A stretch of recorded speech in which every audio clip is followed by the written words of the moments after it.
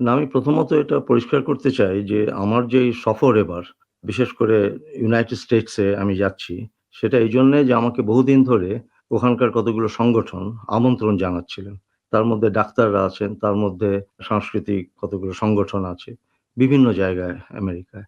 তা আমি সেইটা গ্রহণ করে আসলে যাচ্ছি। তারপর অন্য জায়গায়ও এই সুযোগ নিয়ে আমি এখানেও ইউনাইটেড কিংডম এবং বিলেতে এবং মার্কিন দেশে আমি কিছু ব্যবসাদার ইত্যাদির সঙ্গে ব্যক্তিগতভাবে বা ওদের যদি কোনো সংগঠন থাকে তাদের সঙ্গে আলোচনা আমি করব। ওয়াশিংটন, নিউ ইয়র্ক, ফিলাডেলফিয়া ইত্যাদি, ইত্যাদি জায়গায়।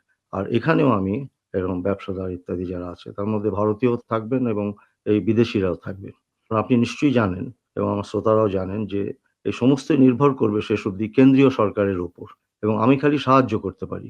যে এগুলো এদের সঙ্গে যোগাযোগ করে আমি কেন্দ্রীয় সরকারকে বলতে পারি যে এইসব বিভিন্ন আমার পশ্চিম বাংলার জন্য বিশেষ করে তারা কি করতে পারেন, আগ্রহ কত মানুষের, সুযোগ কি আছে এইটা। এখন কেন? আগে হয়নি কেন? আগে আমার কোনো এরকম সুযোগ হয়নি। তা আমি আগে ২-৪ বার তো আমি এসেছি এখানে।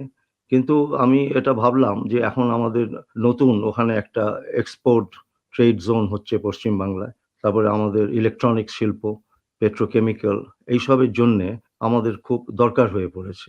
যে আর বিশেষ করে যারা ওখানে আছেন তারা বিদেশী কিন্তু ওখানে তারা বহুদিন ধরে আছেন, বহু বৎসর ধরে তারা কাজ করছেন। তাদেরও আমি বলছি যে আপনারা আপনাদের মূলধন আরো বিনিয়োগ করুন আমাদের পশ্চিম বাংলায় এবং আপনারা জানেন বিদেশে অনেক আমাদের নামে নানা রকম বক্তব্য আছে, সন্দেহ আছে। সেইজন্য একটা সুযোগ এখন এসেছে বলে আমি মনে করি। ভারতে যারা পুঁজি বিনিয়োগ করতে পারেন, তাদের কি ধরনের উৎসাহ দেবার কথা চিন্তা করেছেন আপনি? সেটি আমি ওদের বলব আমি সব বইপত্র আমি নিয়ে এসছি। যাতে করে আমরা কি, কি সুবিধে আমরা দিচ্ছি যারা নাকি বিনিয়োগ করবেন। ভারতীয় যারা নন রেসিডেন্ট ইন্ডিয়ানস যাদের বলে তারাও অনেকে আগ্রহী আমাকে চিঠি লিখেছেন। তো তাদেরও সঙ্গে আমার অনেকের দেখা হবে। তাদের কাছেও আমি বলব যে কি, কি সুবিধে ওরা পাবেন ওখানে গেলে। এবং অর্থনৈতিক দিক থেকে অনেক সুবিধা আছে। বিশেষ করে একটু পিছিয়ে পড়া অঞ্চলগুলোতে করলে আছে। আর যেখানে আমাদের নতুন উদ্যোগ যেখানে নিয়ে আমরা করছি পশ্চিম বাংলায় সেইসব সম্বন্ধে ওদের আমরা জানাবো। কারণ আমাদের ধারণা হচ্ছে এসব চিঠিপত্র পেয়ে যে অনেকেই জানেন না যে কি, কি সুবিধে তারা পেতে পারেন সেখানে। অথচ ভার আগ্রহ আছে। ভারতের একাধিক রাজ্য থেকেই শুনেছি এ ধরনের উদ্যোগ নেয়া হচ্ছে। খোদ ভারতের ভেতরকার যারা পুঁজি বিনিয়োগ করতে পারেন, তাদের কথা আপনারা নিশ্চয়ই চিন্তা করেছেন বিদেশে আসবার আগে? হ্যাঁ, আমাদের তো সবসময় সরকারে আসার পর বিশেষ করে পশ্চিম বাংলায় ওদের যা সংগঠনগুলো আছে যারা ওখানে ব্যবসাদার বা শিল্পপতি ইত্যাদি আছেন, তাদের সঙ্গে তো আমার প্রতি বৎসরই ১ বার ২ বার করে দেখা হচ্ছে, আলোচনা হচ্ছে বিভিন্নভাবে। কাজেই এটা নতুন কোনো প্রচেষ্টা যে তা না। তবে এটা ঠিক যে আমি বিদেশে কখনো এসব বিষয়ে কারো সঙ্গে কথা বলিনি। আর এবারও আমি এটা পরিষ্কার করে দিতে চাই যে এটা শুধু যেকোনো রাজ্য থেকেই আসুক, আমাদের ভারতবর্ষের যা সংবিধান, যা ব্যবস্থা তাতে কেন্দ্রের উপর এগুলো নির্ভর করে। ছোট শিল্প আমাদের উপর নির্ভর করে। কিন্তু লাইসেন্স-টাইসেন্স ইত্যাদি পেতে হলে সেটা নির্ভর করে কেন্দ্রের উপর। আমি যোগাযোগটা করে দিতে পারি। যার থেকে আমরা কিছু সুবিধা পেতে পারি। খোদ ভারতের যারা পুঁজি বিনিয়োগকারী, তাদের কাছ থেকে বোধহয় তেমন আশাপ্রদ সাড়া আপনারা পাননি গত পশ্চিমবঙ্গের প্রশাসকেরা গত ১০-১৫ বছরে? হ্যাঁ, আমরা মনে করি যে গত ১৫ বছর শুধু আমাদের সরকারের সময় না, গত ১৫ বছর থেকেই পুঁজি নিয়োগ কেন্দ্রীয় অর্থনৈতিক প্রতিষ্ঠানগুলোর পক্ষ থেকে ব্যাংক সহ সেইভাবে হয়নি। এবং এটা পরিকল্পনার একটা বিরাট গলদ হয়েছে বলে আমরা মনে করি। কেন হয়নি আপনি মনে করেন? আমি সেটা খুব পুঙ্খানুপুঙ্খভাবে না বললেও এটুকু বলব যে সেখানে হয়তো রাজনৈতিক একটা অন্যরকম দৃষ্টিভঙ্গি ছিল। এমনকি আমরা যখন বিরোধী ছিলাম, কংগ্রেসের সরকারও ছিল, তখনও হয়তো ওখানে যেসব ট্রেড ইউনিয়ন আন্দোলন ইত্যাদি হয়েছে বা মানুষের চেতনা যেভাবে সেখানে দেখা দিয়েছে, সেটা হয়তো অনেকে দিল্লিতে যারা রাজত্ব করেছেন তারা পছন্দ করেননি। এবং সেই দৃষ্টিভঙ্গি থেকেই এই পুঁজি বিনিয়োগ হয়নি বলে আমাদের ধারণা। আর আমাদের যে বিশেষ সমস্যা সেগুলো সে একই দৃষ্টিভঙ্গি থেকে তারা বিচার করেননি। অথচ আমাদের পশ্চিম বাংলায় যা কোথাও হয়নি ৬০-৭০ লক্ষ বাস্তুহারারা এসছেন। এখন যেটা বাংলাদেশ এখান থেকে, এটাও ওরা বিচার করেননি। কাজেই আমাদের গোড়ায় গলদ মানে আমাদের পরিকল্পনায় একটা বিরাট গলদ থেকে গিয়েছিল। রাজনৈতিক, অর্থনৈতিক নানা কারণে। তা আপনি কি বলতে চাইছেন যে এর অন্যতম মূল কারণ হচ্ছে কেন্দ্র-রাজ্য সম্পর্ক? একেবারে বিশেষভাবে আমি বলতে চাচ্ছি যে সেইজন্যেই ৭৭ সালে ১ম সরকারে এসে আমরা একটা দলিল তৈরি করছিলাম কেন্দ্র-রাজ্য সম্পর্ক সম্বন্ধে। সৌভাগ্যবশত তখন আমরা যদিও একা ছিলাম এই বিষয়টা প্রচার করার বিষয়ে। কিন্তু এখন আমাদের সঙ্গে অনেকেই আছেন এবং কেন্দ্রীয় সরকারও তারা একটা সরকারিয়া কমিশন বসিয়েছেন এটা বিচার করবার জন্য। যদিও আমাদের ধারণা যে এটা তো প্রায় বছরখানেক হলো ওরা বসিয়েছেন, ঘোষণা করেছেন। কিন্তু এই ১ বছর ধরেই ক্ষমতা আরো কেন্দ্রীভূত হচ্ছে দিল্লির হাতে। যেটা ভারতবর্ষের পক্ষে কোনো মঙ্গল হবে না। এত বড় দেশে এই কেন্দ্রীভূত ক্ষমতা নিয়ে কাজ করা যায় না। সবাইকে বিশ্বাস করি কাজটা এগিয়ে নিতে হবে। কেন্দ্র রাজ্য সম্পর্ক ছাড়াও কোনো দেশের কোনো এলাকার বাণিজ্য, ব্যবসা, শিল্প গড়ে তুলতে কতগুলো মৌলিক উপাদানের দরকার, তার একটি হচ্ছে জ্বালানি। পশ্চিমবঙ্গে যেখানে বিজলি ঘাটতি এই পরিমাণ, উৎপাদন ক্ষমতার কখনো সখনো শতকরা ৫০% পর্যন্ত উৎপাদিত হয় না। সে ধরনের পরিপ্রেক্ষিতে আপনারা শিল্পপতি বা পুঁজি বিনিয়োগকারীদের কিভাবে আকৃষ্ট করবার কথা ভাবছেন? না, প্রথমত এটা সমস্যা বি সমস্যা হচ্ছে সমস্ত ভারতবর্ষেরই। কারণ ঐখানেও ওই গোড়ায় গলদ যে আমাদের পরিকল্পনা যারা করেন তারা ঠিক মতন বোঝেননি যে আমাদের চাহিদা কি হবে।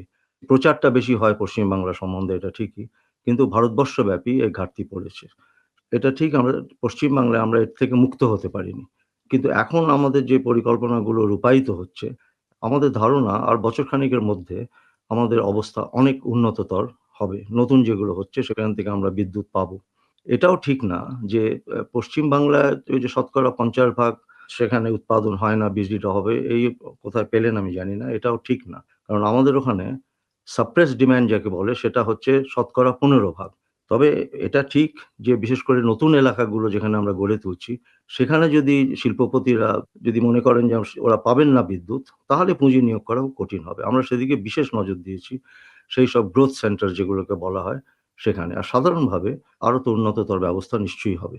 পশ্চিমবঙ্গে কি চিন্তাভাবনায় আপনারা আছেন শ্রম অসন্তোষকে পুরোপুরি বাগে আনবার জন্য? যেখানে আপনার ইউনিয়ন আন্দোলন রাজনীতি ভিত্তিক, সেক্ষেত্রে সেই ইউনিয়ন আন্দোলনকে কিভাবে আপনারা বাগে আনবেন ভাবছেন? রাজনৈতিক ভিত্তি আমি জানি না কি তার অর্থ। রাজনৈতিক সেখানে হরতাল ধর্মঘট হয় গণতন্ত্রের জন্যে, স্বৈরাচারের বিরুদ্ধে। কিন্তু ট্রেড ইউনিয়ন আন্দোলন অর্থনৈতিক ভিত্তিক। তার কোনো রাজনৈতিক ভিত্তি নেই। তারা দাবি দেওয়ার জন্য করেন লড়াই।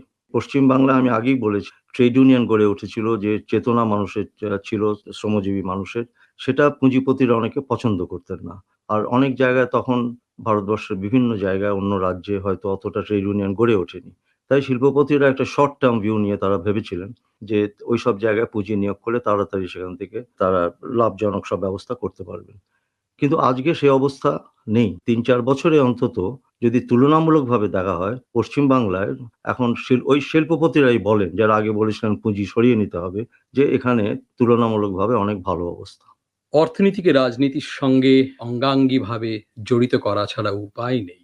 আপনারা কমিউনিস্টবাদে বিশ্বাসী। আপনারা এক যুগে হয়তো বলেছেন মুনাফা একটা বাজে কথা, আজকে আমাকে সেটা গ্রহণ করে নিতে হচ্ছে। আজ ধরুন আপনি নেই, পশ্চিমবঙ্গে অন্য কোনো রাজনীতিক এলেন। তখনও কি পশ্চিমবঙ্গের অর্থনৈতিক উন্নতির ব্যাপারে আপনারা আগ্রহী হবেন? আমরা যখন বিরোধী ছিলাম তখনও আমরা আগ্রহী ছিলাম যাতে পশ্চিমবঙ্গে আরো পুঁজি নিয়োগ হয়, যাতে পশ্চিমবাংলার প্রতি সুবিচার করা হয় এবং বিরোধী দল হিসেবেও অ্যাসেম্বলির ভেতর বাইরে পার্লামেন্টে আমাদের যারা প্রতিনিধি ছিলেন তারা সেসব বলেছেন। তবে আমাদের করবার কিছু ছিল না, খালি বলবার ছিল। এখন অবশ্য আমাদের করবারও কিছু আছে নিজেদের। এটা পার্থক্য হয়েছে, মস্ত বড় পার্থক্য। আর তাছাড়া আমি কমিউনিস্ট এটা ঠিকই, আমাদের সরকার বামপন্থী সরকার আমরা বলি। কিন্তু আমরা তো কোনো কমিউনিস্ট প্রোগ্রাম এখন করতে পারছি না একটা রাজ্যে, সেটা কখনো কার্যকরী করা যায় না। সেই হিসেবে আমাদের সংবিধানের মধ্যে থেকেই ওই আগের থেকে ভালো করে যাতে কাজ করতে পারি, মানুষকে উৎসাহিত উদ্দীপিত করতে পারি, সেই ব্যবস্থার দিকে আমরা যাচ্ছি। মুখ্যমন্ত্রী, আপনার একাধিক বক্তব্য থেকেই মনে হচ্ছে যে রাজ্য কেন্দ্র সম্পর্কের টানাপোড়েনের কারণেই পশ্চিমবঙ্গের অর্থনৈতিক অগ্রগতি একাধিক ক্ষেত্রে ব্যাহত হচ্ছে।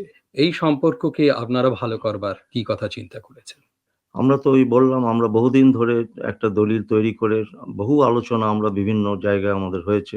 উপর থেকে নিচ অব্দি, নিচ থেকে ওপর অব্দি ভারতবর্ষের বিভিন্ন জায়গায় আমরা করিয়েছি। এবং আপাতত আমরা এটুকু বলতে পারি যে আমরা ফল পেয়েছি যে একটা সরকারিয়া কমিশন বলে একটা বসানো হয়েছে। এবং এটা শুধু আমাদের জন্য আমরা বলি না, বামপন্থী সরকারের জন্য, কংগ্রেস সরকারের জন্য আমরা বলি যারা রাজ্যে, রাজ্যে আছেন। কারণ আমরা সরকারগুলো হচ্ছি নিকটতম মানুষের।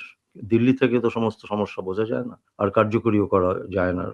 কাজেই এটা একটা প্রত্যেকের পক্ষে একটা গুরুত্বপূর্ণ বিষয় আমাদের ভারতবর্ষে, এবং এটা যদি না হয় তাহলে ভারতবর্ষের অগ্রগতি হবে না। শুধু দিল্লি থেকে সে অগ্রগতি কখনোই করা যায় না, সদিচ্ছা থাকলেও করা যায় না। সম্প্রতি ভারতের উত্তর অঞ্চলের দুটি রাজ্যের ঘটনাবলী অনেকেরই দৃষ্টি আকর্ষণ করেছে। পাঞ্জাব এবং কাশ্মীর দুটি অবশ্য ভিন্ন পরিপ্রেক্ষিতের রাজনৈতিক ঘটনা প্রবাহ। এই দুই ক্ষেত্রের অবস্থাকে আপনারা কি দৃষ্টিতে দেখেন? পাঞ্জাব সম্বন্ধে আমাদের ধারণা যে এই অবস্থায় আসতো না, যেখানে ফৌজ পাঠাতে হলো গুরুদুয়ারায়, গোল্ডেন টেম্পলে। যদি ১ বছর আগে যখন ওই আকালিদের নেতৃত্ব ছিল, তাদের প্রভাব ছিল, যদি তাদের সঙ্গে একটা মীমাংসার বিশেষভাবে চেষ্টা হতো। আমরা বিরোধীরাও এবং আমরা সিপিআইএমও বহুবার কেন্দ্রীয় সরকারকে বলেছি, প্রধানমন্ত্রীকে বলেছি যে ওদের আপনারা কতগুলো ধর্মীয় দাবি ছিল সেগুলো মেনে নিয়েছেন, ভালোই করেছেন। কিন্তু অন্য যে দাবিগুলো আছে, যেগুলো বলা যায় একটু রাজনৈতিক, সেগুলো মেনে নেওয়া উচিত। এবং তার ৩ টে ছিল, চণ্ডীগড়টা দিয়ে দিন পাঞ্জাবকে। আর ওরা কতগুলো এলাকা চান, তা সেগুলো তো ওইভাবে স্থির হতে পারে না চাইলেই। আর ওদের নদীর জল বন্টন নিয়ে ওদের দাবি আছে, সুপ্রিম কোর্ট জাজকে দিয়ে দিন। এবং আমরা আমাদের ধারণা রাজি করিয়েছিলাম ওই আকালি নেতাদের যে এইটা মেনে নেবার জন্য। ওরা মেনে নিয়েছিলেন। কিন্তু কেন্দ্রীয় সরকার তো এই ইঙ্গিতই দিচ্ছেন যে ফেব্রুয়ারির আলোচনায় প্রায় একটা সমঝোতা হয়েই গিয়েছিল, কিন্তু উগ্রপন্থীরা এসে বাদ সাধ। না, এটা ঠিক না। এটা ওই দেরি করেছেন বলে কেন্দ্রীয় সরকার অনবরত দেরি করেছেন। আমার নিজের সঙ্গে প্রধানমন্ত্রীর আলোচনা হয়েছিল বছরখানেক আগে। আমরা বলেছিলাম যে অ্যাডমিনিস্ট্রেটিভ অ্যাকশন সংখ্যালঘুদের বাঁচাবার জন্য ইত্যাদি এসব অনেক সময় করতে হয়। করেছেন। কারণ আপনারাই দেরি করেছেন, অবস্থার সৃষ্টি হয়েছে যেখানে ঢুকেছে ফৌজ। কিন্তু এখন আমাদের হচ্ছে খুব সহজ কথা যে কাজ হয়ে গেছে, ফৌজকে বার করে নিন। যদি গ্রামে বা অন্য জায়গায় যেখানে ওরা ছড়িয়ে আছে, যদি সংখ্যালঘুর উপর আক্রমণ হয় বা কিছু হয়, হিংসাত্মক কার্যকলাপ হয়, সেটাকে দমন করুন। কিন্তু ওই গোল্ডেন টেম্পল থেকে, ওদের গুরুদুয়ারা থেকে ফৌজ এক্ষুনি উইথড্র করা উচিত। এখন তো প্রায় মাসখানেক হয়ে গেল। এবং এটাই সবথেকে ওদের বিচলিত করেছে। এখন আর ওই যাদের বলা হয় উগ্রপন্থী, তাদের কার্যকলাপ সম্বন্ধে আর আলোচনা দেখছি না আমাদের শিখ ভাই বোনদের মধ্যে। এখন এটাই সবথেকে বড় কথা হয়ে গেছে। কাশ্মীর আর কাশ্মীর সম্বন্ধে আমাদের ধারণা যে খুব ঘোরতর অন্যায় করেছেন ইন্ডিয়া, কেন্দ্রীয় সরকার। আজকে না, এটা যেদিন থেকে ডক্টর ফারুক আব্দুল্লাহ জয় হলো এবং ওরা সরকার গঠন করলেন, সেদিন থেকেই কংগ্রেস দল ওদের বিরোধিতা করছেন এবং হিংসাত্মক কার্যকলাপ করছেন, মারদাঙ্গা করছেন, এমএলএ কেনবার চেষ্টা করছেন, এই সমস্ত করছেন। এটা সম্বন্ধে আমরা প্রধানমন্ত্রীকে বহুবার বলেছি যে ডক্টর ফারুক আব্দুল্লাহকে আরেকটু আপনার সুযোগ দেওয়া উচিত। উনি ইলেকশনে জিতেছেন এবং উনি বারে, বারে বলছেন, সমস্ত ভারতবর্ষব্যাপী গিয়ে কলকাতায় বলেছেন, সমস্ত মাদ্রাসে সব জায়গায় বলেছেন যে, "আমি ভারতীয়। ভারতবর্ষ আমার দেশ এবং আমি নির্বাচনে জিতে কি অপরাধটা আমি করেছি যে আমার বিরোধিতা করা হচ্ছে?" আর যাদের উগ্রপন্থী ইত্যাদি বলা হয়, ওখানে আছেন কিছু যারা নাকি পাকিস্তানের পক্ষে। তা তাদের সঙ্গে তো কংগ্রেস দলও তাদের সঙ্গে সমঝোতা করেছিল আগেকার ইলেকশনে। কাজেই সেসব কথা তো এখন বলে লাভ নেই। আমি তো এদের কন্ট্রোল করবার, এদের নিয়ন্ত্রণ করবার চেষ্টা করছি।